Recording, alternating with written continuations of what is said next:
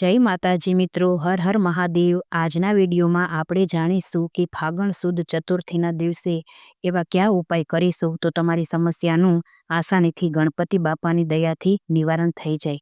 જો તમને મારો વિડીયો પસંદ આવે તો લાઇક શેર ને સબસ્ક્રાઈબ કરજો। નોકરીમાં વિલંબ થતો હોય એટલે કે નોકરી મળતી ન હોય, ઇન્ટરવ્યૂમાં સફળતા ન મળતી હોય તો આ ઉપાય કરવો જોઈએ। ચતુર્થીના દિવસે સવારે સ્નાન કરીને ઓમ ગમ ગણપતયે નમઃ મંત્રની 108 વાર માળા કરો। ગણેશજીને 21 દુર્વા અને 21 લાડુ ચઢાવો। ઇન્ટરવ્યૂ પહેલાં થોડું ગોળ ખાઈને શ્રી ગણેશાય નમઃ બોલી અને ઘરની બહાર નીકળો। 11 બુધવાર સુધી ગણેશજીના મંદિરે જઈ પ્રાર્થના કરો।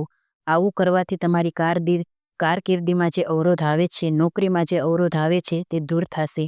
ઘરમાં જો તમારી કંકાસ રહેતો હોય કાયમ, તો ઘરનું વાતાવરણ તણાવપૂર્ણ હોય તો આ ઉપાય કરવાનો છે। ઘરના મુખ્ય દરવાજા ઉપર સ્વસ્તિક બનાવો કુમકુમથી। દર ચતુર્થીએ સાંજે ઘીનો દીવો પ્રગટાવો। પરિવાર સાથે ગણેશ અથર્વશીર્ષનો પાઠ કરો।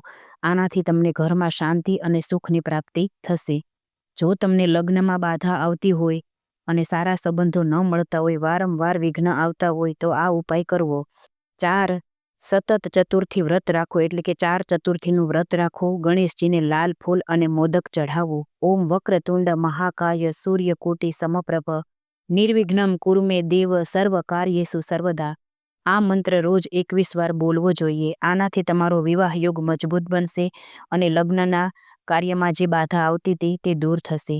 જો તમને ભણવામાં મન ન લાગતું હોય તો અભ્યાસ રૂમમાં ગણેશજીનું ચિત્ર ઉત્તર પૂર્વ દિશામાં મૂકો। અભ્યાસ પહેલાં ઓમ એકદંતાય વિદ્મહે મંત્ર 11 વાર બોલો। દર બુધવારે ગરીબ બાળકોને પેન પુસ્તક દાન આપો। આનાથી વિદ્યામાં વૃદ્ધિ થશે।